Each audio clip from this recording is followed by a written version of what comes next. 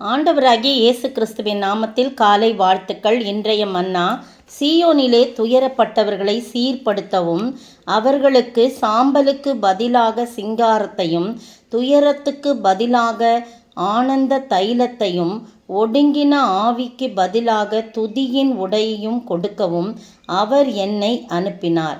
அவர்கள் கர்த்தர் தம்முடைய மகிமைக்கென்று நாட்டின நீதியின் விருட்சங்கள் எனப்படுவார்கள். பாருங்க, இந்த இடத்துல 3 விதமான கஷ்டமான சூழ்நிலை. ஒன்று சாம்பல், 2வது துயரம், 3வது ஒடுங்கின ஆவி. இதற்கு பதிலாக என்ன பண்ணுறாங்களாம், முன்னாடியே சீயோனிலே துயரப்பட்டவர்களை அப்படின்னு சொல்லியிருக்கு. இந்த துயரம் 2 தடவை வரனால 3 எடுத்துக்கிட்டேன். இதை சாம்பலுக்கு பதிலாக, சாம்பல்னும் போது அது ரொம்ப பாருங்கள், ஏதாவது ஒரு பிரச்சனைனா உடனே என்ன பண்ணுறாங்க, சாம்பலெல்லாம் பூசிக்கொண்டு அவங்க தங்களை தாங்களே தாழ்த்துறதை குறிக்குது இல்லையா. அந்த சாம்பலை பூசிக்கிட்டு அவங்க தங்களை ஒருத்தலை குறிக்குது. ஒருத்து ஆண்டவர்கிட்ட மன்றாடுவாங்க. அப்படிலாம் உங்களை ஒருக்காமல், நீங்களை உங்களை ஒடுக்கிக்காமல், அதுக்கு பதிலாக நான் உங்களுக்கு சிங்காரத்தை கொடுப்பேன். சிங்காரன்றது ஒரு அழகு, சாம்பல்னும் போது அது ஒரு புழுதி மாதிரி தானே. அப்போது துயரத்துக்கு பதிலாக ஆனந்த தைலத்தினால நம்மளை அபிஷேகம் பண்ணுவாராம். நம்ம துன்பப்படக்கூடாது, துயரப்படக்கூடாது.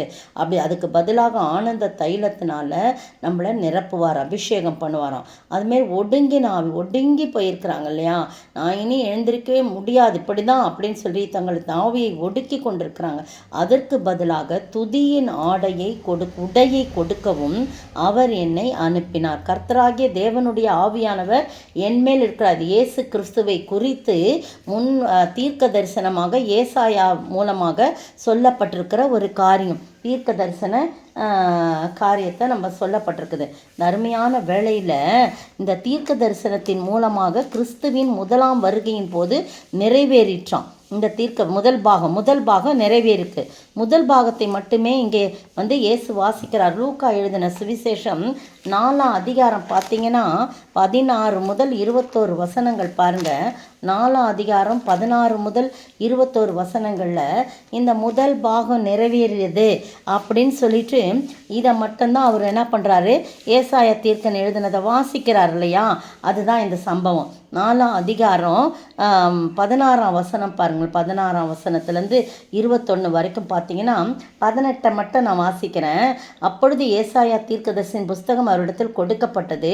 அவர் புஸ்தகத்தை விரித்த போது, கர்த்தருடைய ஆவியானவர் என்மேல் இருக்கிறார், தரித்திரருக்கு சுவிசேஷத்தை பிரசங்கிக்கும்படி என்னை அபிஷேகம் பண்ணினார்.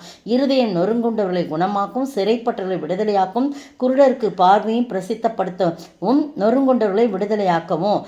அது தொடர்ந்து இந்த இடத்தெல்லாம் எழுதியிருக்கிறத வாசித்து அமர்றார். அவர் புஸ்தகத்தை சுருட்டி பணிவிடைக்காரத்தில் கொடுக்குறாருன்னு சொல்லி போடப்படும். முதல் பாகம் நிறைவேறின பாகம். அப்போ இயேசு வந்துட்டார் இல்லையா. நம்முடைய தேவன் நீதியை சரி கட்டவும் என்னை அனுப்பினார்னு 2-3 வசனங்களில் சொல்லப்பட்டிருக்கிறது.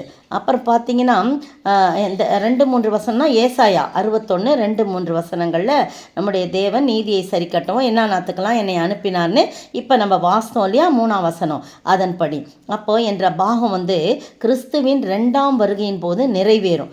முதல் வருகையில் நிறைவேறினதை இயேசு வாசித்துட்டாரு.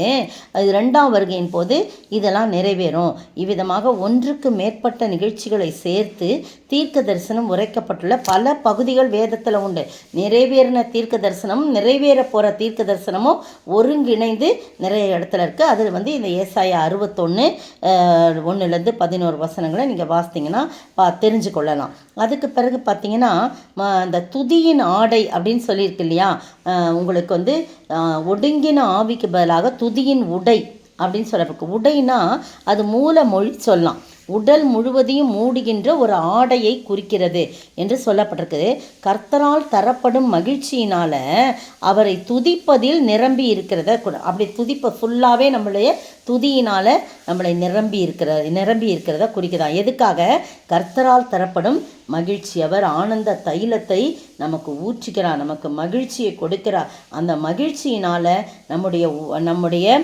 நமக்கு எப்படி இருக்குதா, அந்த மகிழ்ச்சியினால் அவருடைய துதிப்பதில் அது நிரம்பி இருக்கிறது. அவருடைய மகிழ்ச்சியினால் அவரை துதிப்பதில் அதுதான் துதியின் ஆடையை, அப்படி துதியின் உடையையும் போட்டிருக்கு. முழுமையாக எப்படி அது மூடிக்கொள்ளுமோ அது போல் முழுமையாய் நம்மை நிரப்புகிறதாய் காணப்படுகிறது. இந்த அருமையான வேளையிலே நீங்களும் நானும் ஆண்டவருடைய தீர்க்க தரிசனம் நிறைவேறி கொண்டு வருகிறது.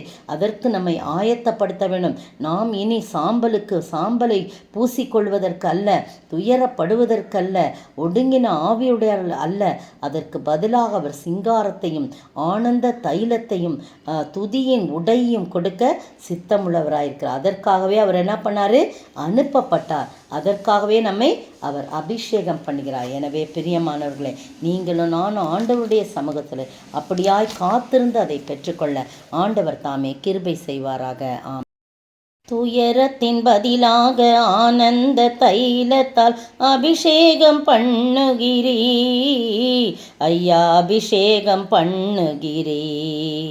ஒடுங்கின ஆவிக்கு பதிலாக துதியின் உடையினையே ஐயா எனக்கு கொடுத்தீரே, ஐயா எனக்கு கொடுத்தீரே. உம்மை நம்பி உந்தன் பாதம் உறுதியாய் பற்றி கொண்டோ ஒருபோதும் கைவிட மாட்டீர். ஆமாண்டவரே, நன்றியோடு ஸ்தோத்திரம். எப்படிப்பட்ட ஆசீர்வாதமான வாக்கு எங்களுக்கு கொடுத்திருக்கிறீங்க.